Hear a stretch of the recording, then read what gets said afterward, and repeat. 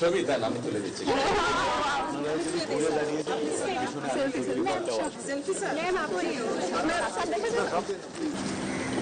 আমি আজকে আসলে অত্যন্ত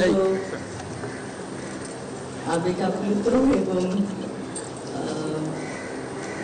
সবাইকে জানাচ্ছি শুভেচ্ছা এই ঢাকা মেডিকেল কলেজ 2026 81তম প্রতিষ্ঠা বার্ষিকী।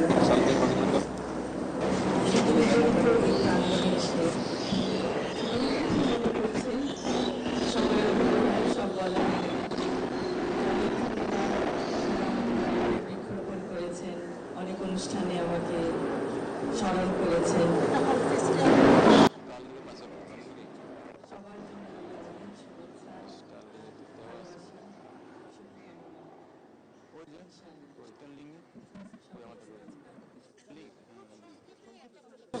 কেউ কিছু জিজ্ঞেস করতে চান? আসসালামু আলাইকুম ম্যাম, আমি আফসারা তাসনিম হুমায়রা, K79 ব্যাচ। আমি running student, final year.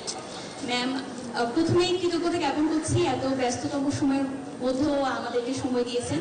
Ma'am, আমাদের ঢাকা মেডিকেল কলেজ থেকে আপনি কৃতিত্বের সাথে ডিগ্রি অর্জন করেছেন, উচ্চতর ডিগ্রি অর্জন করেছেন এবং আমাদের দেশেই আপনার ক্যারিয়ারের সূচনা। কিন্তু দুর্ভাগ্যক্রমে আমাদের সাথে আপনি 17 বছর ছিলেন। ম্যাম, আমরা এও জানতে পেরেছি যে বিভিন্ন জাতীয় এবং আন্তর্জাতিক ক্রান্তি লগ্নে স্বাস্থ্যসেবা, যেমন আমাদের বন্যার্তদের চিকিৎসা কর্মীদের যে আপনি প্রয়োজনীয় দিক নির্দেশনা দিয়েছেন এবং ফিলিস্তিনি যে ক্রাইসিস ছিল ম্যাম, ওখানে আপনার দিক নির্দেশনা সম্পর্কে আমরা জানতে পেরেছি। তো ম্যাম, 17 বছরের বঞ্চনার পর আপনি ফার্স্ট লেডি হিসেবে আমাদের বাংলাদেশে পদার্পণ করেছেন। ম্যাম, এই নিয়ে আপনার অনুভূতিটা জানতে চাচ্ছিলাম। ধন্যবাদ।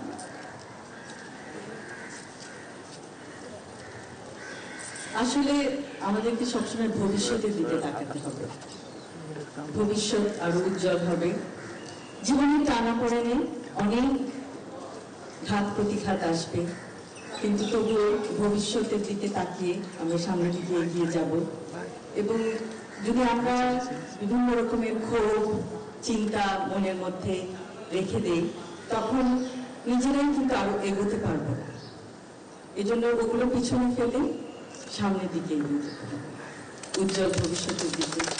ঢাকা মেডিকেল কলেজকে দক্ষিণ এশিয়ার একটি এমন একটি প্রতিষ্ঠানে পরিণত করতে হবে সেই জন্য আমরা গর্বিত হতে পারব।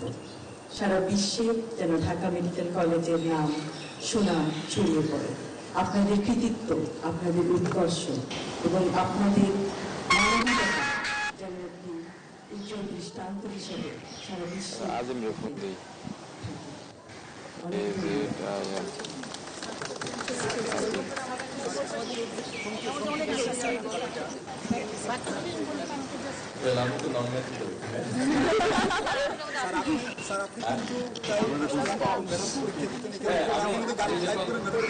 আমি সকালবেলায় যখন বেরোচ্ছি আমরা এখানে আসার জন্য, আমি মনে করলাম যে সামনে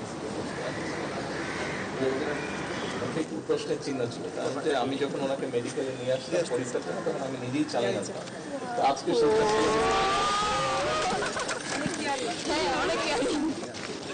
এই তো বলা হয়ে গেল। Thank you so much.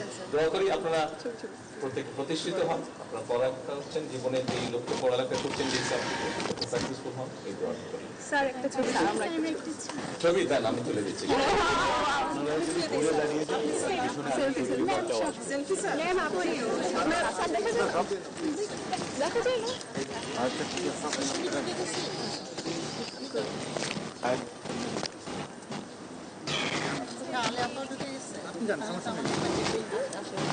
যেতে হবে বললে তো লাভ নাই,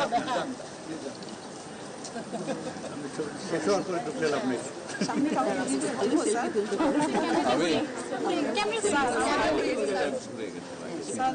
আমাদের ছাত্রদের কিন্তু স্যার অনেক শখ ছিল যে আপনাকে হাতির পিঠে চড়িয়ে আনবে।